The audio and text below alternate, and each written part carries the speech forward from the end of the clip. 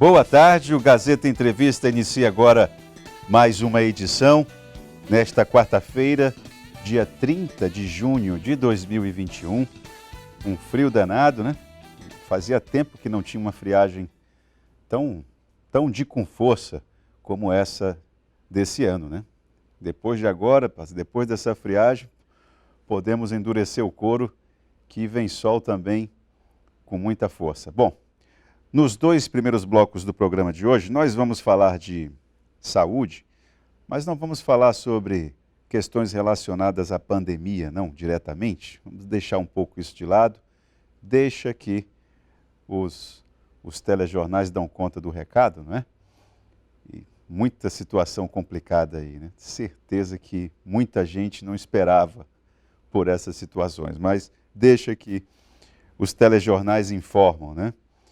E nós vamos falar agora, nos dois primeiros blocos do programa, sobre um problema que eu, sinceramente, tenho dificuldades de entender, apesar de ser um problema que está muito próximo a mim pessoalmente, porque eu tenho um filho que tem o transtorno do espectro autista, né?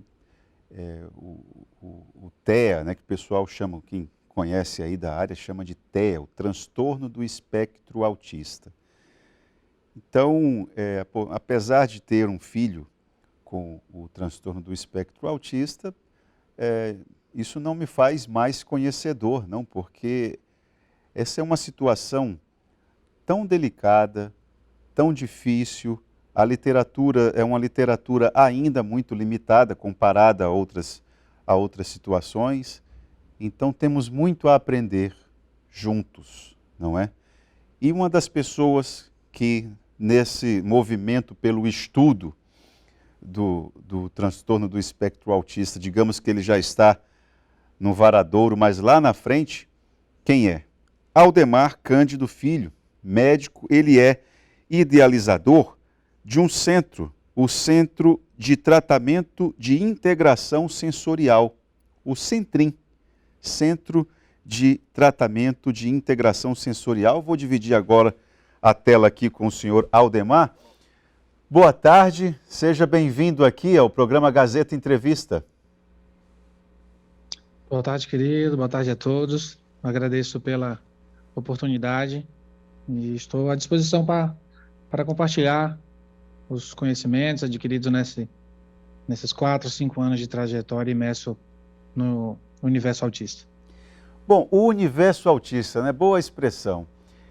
Se você fosse explicar isso para um casal, para pais de uma criança que se percebe que tem algumas características que podem fazer parte desse espectro, como é que você colocaria para esses pais, para esses responsáveis, o conceito do autismo, do universo autista? Então, o conceito básico mais usado hoje a nível mundial é dado pela incidência dos dois principais sintomas, né? Não que ele esteja sempre presente, mas hoje, conceitualmente, usa-se como um transtorno com dificuldades na fala e déficit de interação social. Essas crianças têm uma dificuldade para falar e de se relacionar, de fazer amizade com pessoas, sejam elas, em alguns casos, adultas ou, em alguns casos, com próprias crianças. Mas, como o próprio nome já diz, né, é um espectro. E eu costumo dizer que o espectro já ficou pequeno, por isso que eu me refiro hoje em dia como universo, né? Dentro dessa definição, você vai encontrar em diversas literaturas, adicionado ao déficit de fala, ao de interação social, vem associado uma afinidade com objetos giratórios, com hiperfoco, né, com a concentração aumentada em algumas atividades limitadas. É imenso. É muito grande mesmo. Assim, eu me lembro que faz algum tempo já, o meu filho, o mais novo, tem 17 anos. Eu me lembro que na época, no processo de elaboração do laudo, essa frase nunca me escapou. Uma das características à época que os psicólogos, os psiquiatras falavam, era a respeito de que a criança não colocava o pezinho dela completamente no chão. Ela ficava com Exato. o pé assim, nas pontas dos pés, mais ou menos. Não encostava o calcanhar, não pisava como normalmente se pisa. E isso aí já era uma indicação. Isso ainda faz parte? Sim, ainda faz parte. O caminhar na ponta dos pés é um indicativo de suspeita, né? Essa criança deve ser investigada, entrar em hipótese diagnóstica e solicitar uma bateria de exames para aprofundar o diagnóstico. Não significa que seja o autismo, mas ele está ali naquele grupo que pode ser que seja um sinal do transtorno do espectro autista. É vigente ainda essa informação, esses dados. Olha, você também é presidente da ONG Blue Angel, né? Eu queria saber o seguinte, qual é o trabalho que a organização não governamental faz e eu queria o seu olhar a respeito do papel do poder público aqui, né? Prefeituras e governo do estado para lidar com esse problema. Que avaliação que você faz? Então, essa avaliação se aplica tanto para o município, para o estado e para a federação. São as três esferas, né? Atualmente, o autismo está em evidência. Eu acho que nunca estivemos tão evidentes como agora. Existem muitos ativistas Brasil afora. Temos o Marcos Mion, que é um famoso que há anos atrás, há pouco tempo atrás, na verdade, resolveu expor a condição do filho e nós temos ganhado muita notoriedade, né? Eu sempre ressalto que os avanços que nós tivemos até hoje é dado pela luta dos pais, das famílias, e temos uma dificuldade muito grande para encontrar centros, locais, onde essas crianças possam receber o tratamento, dado que o X da questão é a intervenção precoce, é identificar o quanto antes e abordar essa criança com alguma terapia o mais cedo possível, né? Hoje em dia é muito difícil o tratamento porque exige o esforço da família, tratamento sem a união, sem a família estar abraçada com os terapeutas é muito difícil. Os terapeutas precisam ter capacitações, especializações específicas para o autismo e é uma equipe multidisciplinar, minimamente composta aí por terapeuta ocupacional, fonoaudiólogo, psicólogo, um psicólogo que saiba conduzir os pais. Você me entende muito bem isso, que eu também sou pai de autista, eu ingressei no universo autista por causa da minha filha, apesar de ser médico de formação, eu nunca tinha tido contato com autismo, não me lembro de ter tido uma aula durante o meu curso, e eu transito dos dois lados, né? Eu sou como pai e hoje como ativista e trato de melhorar a qualidade de vida das pessoas aqui do nosso estado. Surgiu primeiramente em Cruzeiro do Sul, há 4 anos atrás, quando minha filha foi diagnosticada, quando eu vim de Brasília com o diagnóstico.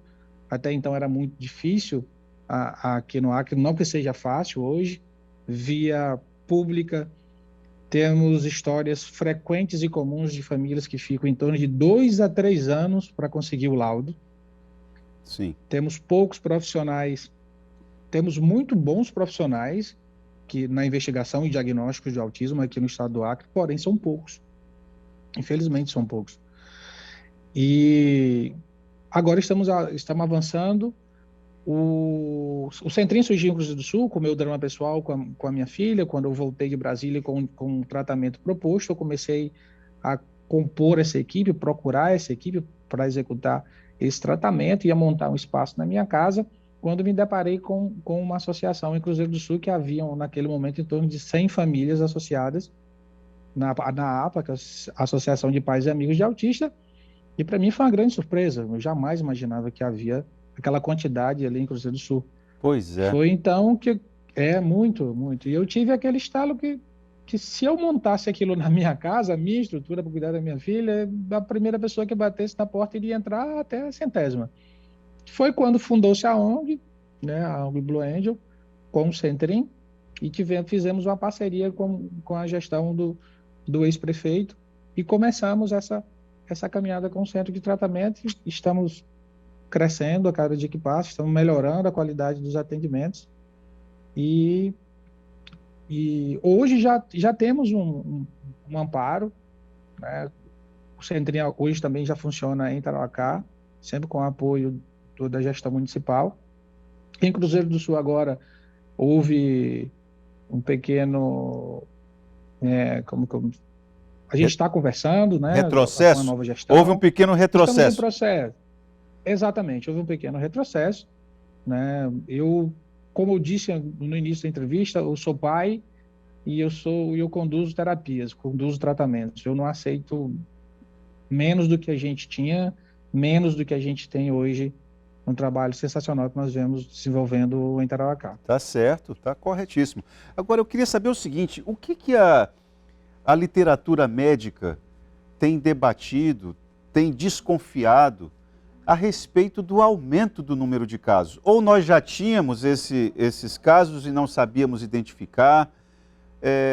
Eu me lembro muito, quando eu era criança, que nós, inclusive as crianças, quando havia um entre nós com algum tipo de comportamento incomum, a gente costumava dizer, fulano de tal abestado, alesado, esses termos pejorativos, né? Mas criança é um bicho violento, né? A criança é um bicho que é danado mesmo. E tratava-se assim, a criança era excluída mesmo. Eu estou falando isso entre as crianças, né? Porque a sociedade tratava desta forma. Eu não sei se aumentou o número de casos ou se nós agora estamos mais atentos, mais sensíveis. Também pode ser. O que os médicos falam, vocês médicos têm desconfiado do que está acontecendo agora? Exatamente. A minha linha de raciocínio sempre vai ser a ciência. Não tenho que ir contra o que eu estudo, o que eu vejo, o que eu vivo. E eu sempre estou muito antenado com todas as informações que tem lá fora, né? No início da minha trajetória, eu fui para os Estados Unidos e fui várias vezes em busca do que há de novo, do que há de mais recente, de tratamento, de causa, de estudos. Eu sempre estou muito atualizado em relação a isso. Os grandes cientistas, os neurocientistas, os mais estudiosos, afirmam exatamente isso que você falou. O transtorno já existia há muito tempo. Agora, com o avanço da ciência, o diagnóstico ficou mais refinado. E também com essa superexposição, muitos médicos, muitos profissionais da área estão se interessando cada vez mais pelo autismo.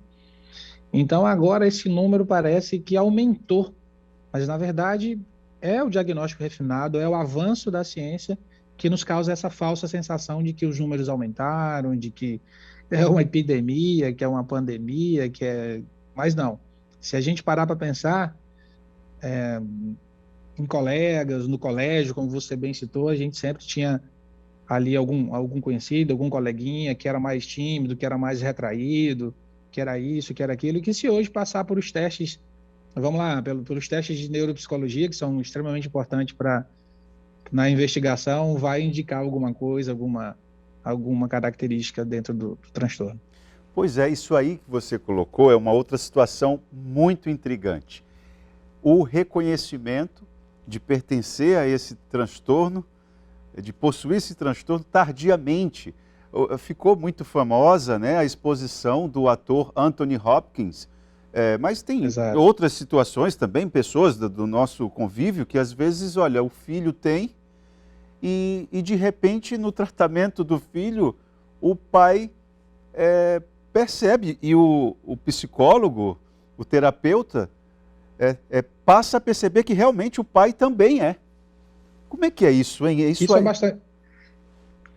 Pois não, pode falar, desculpa. Isso é bastante comum, isso está atrelado diretamente à causa, né? No último estudo que foi feito na Europa, foram acompanhados durante 2 a 3 anos 2 milhões de famílias, um mega estudo. E nesse mega estudo ficou comprovado que as causas a grande predominância é genética. 98% dos casos é genética. Esses 2%, 1,9 alguma coisa por cento, está relacionado a alguma infecção, algum traumatismo durante a gestação. Ou o uso de um medicamento chamado ácido valproico, que é um anticonvulsivante que toda mulher que engravidar, que fizer uso desse medicamento, tem que substituir. Então, essa margem é muito pequena. 98% dos casos é de herança genética, é hereditário. Então, às vezes, o pai não desenvolveu, ou a mãe, de uma forma mais expressiva, e que no filho já foi mais evidente. Às vezes vem de avô, vem de avó, salta gerações, o gene salta gerações. Atualmente existem catalogados oficialmente mais de 1.000 genes identificados, mutados em crianças autistas. Então essa combinação é incalculável, porque você imagine 1.000 genes hoje. Se você fizer 1.000 por 1.000, então pode ser uma criança que, se você fizer um teste genético, fizer um exame mais apurado, que infelizmente hoje é um pouco caro, que é o exoma, que é o genoma, que é o sequenciamento genético, você vai encontrar crianças com um gene alterado, crianças com 2 genes, com 3 genes, com 4 genes, e aí você vai combinando isso, e é um absurdo. E cada gene, ele é responsável por uma função no corpo, né? Por uma função do nosso desenvolvimento, do nosso comportamento. Vamos falar mais de comportamento, do nosso comportamento. Então, imagine essa combinação absurda entre genes. Isso vai causar o que é o espectro, o que é o universo autista. Dado que a gente sempre fala, não existe um autista igual, por consequência, não existe um tratamento igual. Então, isso é intrigante. A luz desse... Isso é intrigante. Isso que você falou agora é algo fundamental para que nós possamos perceber como que nós estamos ainda tateando nesse universo autista, né, e o que dificulta a ação do profissional, né? Como não existe uma única forma do transtorno se apresentar, então também a forma de tratá-lo, de controlá-lo, ela também é muito específica. Nós vamos fazer um intervalo agora e eu queria voltar no segundo bloco. Queria que você fizesse uma relação entre o transtorno de espectro autista e outros problemas de ordem psicológica que me ocorre aqui mais facilmente, por exemplo, a esquizofrenia. Existe a possibilidade de uma pessoa que tem o transtorno do espectro autista ser uma escadinha para a esquizofrenia ou outros problemas de ordem psicológica? Nós vamos continuar a conversa sobre autismo logo após o intervalo aqui no Gazeta Entrevista.